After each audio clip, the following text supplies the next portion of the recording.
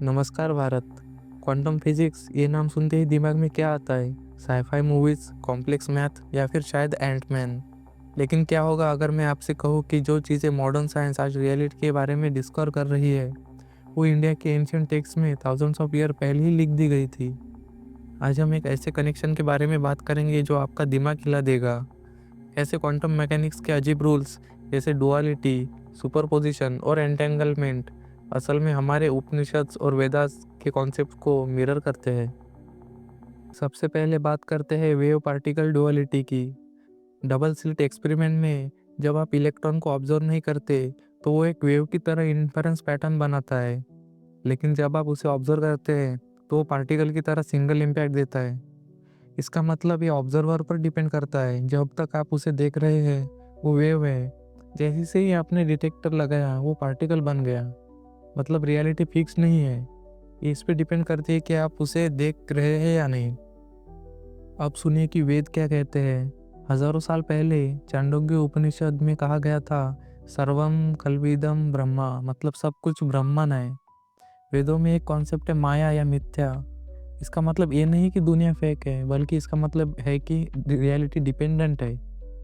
जैसे इलेक्ट्रॉन ना तो पूरी तरह पार्टिकल है और ना ही वेव, जब तक उसे ऑब्जर्व ना किया जाए। वैसे ही वेद कहते हैं कि ये दुनिया हमारे परसेप्शन पर डिपेंड करती है। साइंस आज ये प्रूव कर रही है कि बिना ऑब्जर्वर के रियलिटी को डिफाइन करना मुश्किल है, और इंडियन फिलोसफी में इसी को माया की दुनिया कहा गया है। नेक्स्ट कॉन्सेप्ट है सुपरपोजिशन। इमेजिन कीजिए एक कॉइन स्पिन कर रहा है, अभी वो हेड्स है या टेल्स। एक्चुअली जब तक वो गिरता नहीं, वो ना हेड्स है ना टेल्स, वो दोनों की प्रोबेबिलिटी है। क्वांटम मैकेनिक्स में पार्टिकल इस ट्वाइलाइट जोन में एग्जिस्ट करते हैं, एक पोटेंशियल स्टेट जो तब तक पूरी तरह रियल नहीं होती जब तक उसे मेजर ना किया जाए। अमेजिंगली अद्वैत वेदांता ने इस एग्जैक्ट स्टेट को सेंचुरीज पहले डिफाइन कर दिया था। विवेक चूड़ामणि में श्री आदि शंकराचार्य जी ने दुनिया के नेचर को सत असत विलक्षण कहा है। इसका मतलब है जो रियल से अलग है पर अनरियल से भी अलग। ये अनरियल नहीं है क्योंकि हम इस दुनिया को एक्सपीरियंस करते हैं, लेकिन ये रियल भी नहीं है क्योंकि ये बदलती रहती है और ऑब्जर्वर पर डिपेंड करती है। वेदांत इसे ही माया कहते हैं। ये सिर्फ इल्यूजन नहीं है, ये मिथ्या या डिपेंडेंट रियलिटी है। जैसे एक क्वांटम वेव फंक्शन सिर्फ एक प्रोबेबिलिटी क्लाउड होता है जब तक ऑब्जर्वर उसे कोलैप्स नहीं करता, वैसे ही ये दुनिया एक इनडिस्क्राइबेबल स्टेट में है रहती है जब तक कॉन्शियसनेस उसे परसीव नहीं करती। साइंस इसे सुपरपोजिशन कहती है, ऋषिज ने इसे माया कहा।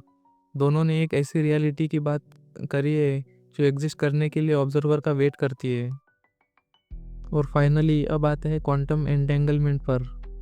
अगर दो पार्टिकल्स एंटेगल्ड हो जाए और आप एक को मुंबई में रखें और दूसरे को मून पर, तो जिस मोमेंट आप मुंबई वाले पार्टिकल को टच करेंगे मून वाला पार्टिकल इंस्टेंटली रिएक्ट करेगा। डिस्टेंस मैटर नहीं करता, वो एक होकर एक्ट करते हैं। इसका डायरेक्ट कनेक्शन है अद्वैत वेदांता से। अद्वैत का लिटरल मीनिंग है not two, non dual. Chandogya Upanishad का महाकाव्य है तत्त्वम असि, दैट दो आर्ट। इसका मतलब है कि आप ही यूनिवर्स अलग नहीं है, हम सब एक ही इनफाइनाइट फील्ड के पार्ट्स हैं। हमारा अलग होना सिर्फ एक इल्यूजन है। जैसे वो एंटेंगल्ड पार्टिकल डिस्टेंस के बावजूद कनेक्टेड है, वैसे ही डीप लेवल पर हम सब ब्रह्मांड में कनेक्टेड है। तो बॉटम लाइन ये है, क्वांटम मैकेनिक्स की ये वियर्डनेस सिर्फ इसलिए अजीब लगती है क्योंकि हम उसे एक मटेरियलिस्टिक बॉक्स में फिट करने की कोशिश कर रहे हैं। एक ऐसा बॉक्स जिसे इंडियन फिलोसफी ने हजारों साल पहले ही डिस्कस कर दिया था। इन साइंटिफिक फिनोमिना को वेदांत के लेंस से देखने पर हम मैथमेटिक्स चेंज नहीं कर रहे, बल्कि हमें वो फिलोसफिकल लैंग्वेज मिल रही है जिससे यूनिवर्स फाइनली समझ में आता है।